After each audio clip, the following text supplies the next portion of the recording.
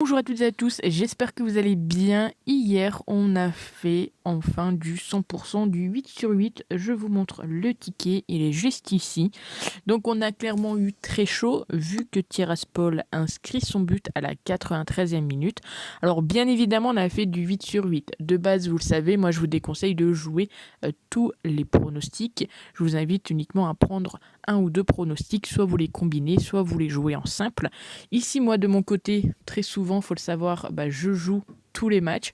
Voilà. Et cette fois-ci, c'est passé. Cote à 48 de validé, donc ça fait très plaisir. Alors, bien évidemment, je ne pense pas qu'aujourd'hui, on va réussir à refaire du 8 sur 8, vu que les matchs sont quand même un petit peu plus complexes, je trouve, à pronostiquer. Donc, je vous ai quand même, fait mes petits pronostics. Cote à 47, donc à peu près la même cote qu'hier. Et donc c'est parti, je vais vous expliquer mes choix et on commence tout de suite. Donc avec le Zénith qui reçoit Chelsea.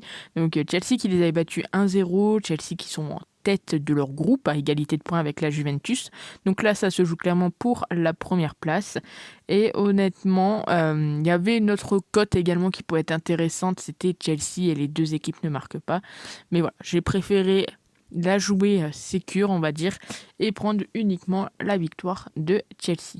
La Juve contre Malmö, donc c'est dans le même groupe, le groupe H, où clairement Malmö n'a jamais marqué contre la Juve et ils ont mis seulement un petit but pour leur groupe et c'était pas du tout donc à l'extérieur. À l'extérieur, ils ont quand même encaissé 8 buts en 2 matchs. Donc ici, on aurait pu prendre les deux équipes ne marquent pas, sauf que la cote était moins intéressante que celle-ci où on met tout simplement que Malmö marquera moins de 0,5 buts. Donc en gros, Malmö ne marquera pas de but. Il faut savoir que quand on a une équipe cible, par exemple ici c'est Malmö où on la voit pas du tout marquer, ça n'a rien de mettre les deux équipes ne marquent pas. Si vous voulez une cote beaucoup plus intéressante, vous mettez le même type de pronostic qu'ici. On continue avec la Manchester United contre les Young Boys. Au match aller, ça avait fait 2-1 pour les Young Boys. Alors, au niveau du classement, c'est quand même Manchester United qui est en tête avec 10 points, mais ça reste assez serré ce groupe F. Les Young Boys donc sont quatrième avec 4 points. Ici, je pense pas qu'on aura un match avec énormément de buts. En tout cas, moins de 4 buts, c'est mon pronostic. L'Atalanta contre Villarreal, c'est deux équipes que de base j'apprécie et que j'aime parier. Ici, je suis parti sur les deux équipes qui marquent. Ils sont dans le groupe F, donc dans le groupe de Manchester et des Young Boys.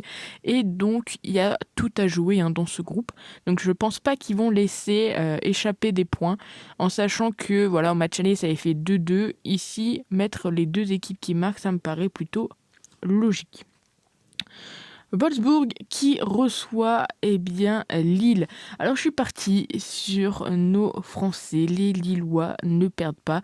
Donc Lille qui est en tête, c'est clairement un groupe assez serré, limite groupe de la mort j'ai envie de dire, où tout se joue à quelques points. Lille à 8 points, Salzbourg à 7 points, Séville 6 et Wolfsburg 5. Donc du côté de Lille au match aller, ça a fait match nul 0-0.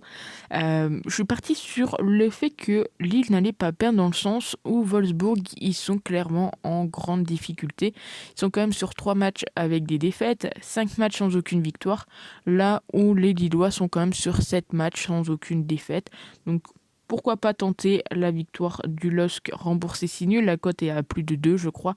Donc ici j'ai quand même mis match nul, histoire que en cas de match nul, on a quand même un petit peu plus que si on serait remboursé. Salzbourg contre Séville, c'est la plus grosse cote. Alors sur ce match, je serais pas étonné de voir un match nul à la fin du temps réglementaire et même pourquoi pas à la mi-temps. C'est peut-être le pronostic où je suis quand même la moins sereine parce que ça reste quand même une cote à 2,15 qui se joue uniquement sur 45 minutes. Mais je me dis pourquoi pas la tenter, honnêtement.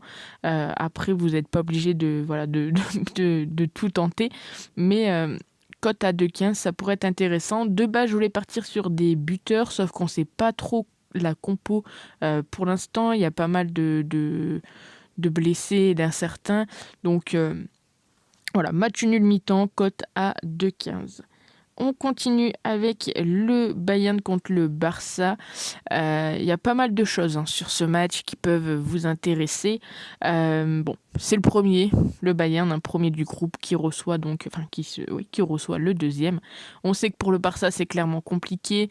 Le Bayern est quand même sur 3 victoires en face à face, 3 fois donc où le Barça a encaissé des buts. Très souvent, on a le plus de 5 et surtout, une information qui est très importante, c'est quand même que très souvent, 6 fois sur 7, c'est le Bayern qui a inscrit le premier but. Alors de base, j'avais envie également de tenter, pourquoi pas, le Bayern vainqueur à la mi-temps.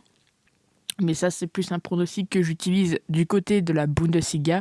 Et le but, ce n'est pas toujours de jouer la même chose. Donc ici, je suis parti, voilà, cote à 1,48 sur le Bayern, inscrit le premier but.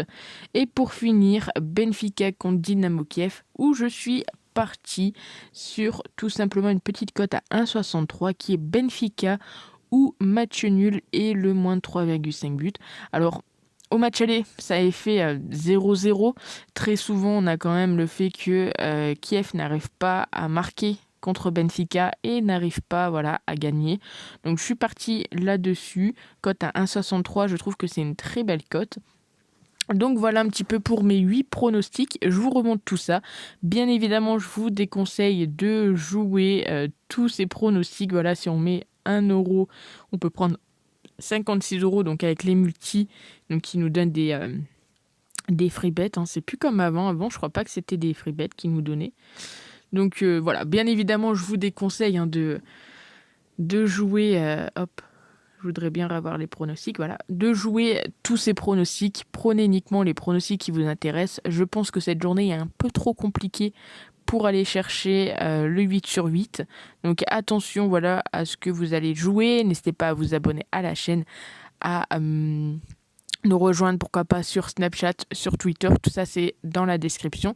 Et à me dire ce que vous pensez. Et nous on se retrouve donc très vite pour de nouvelles vidéos. Ciao.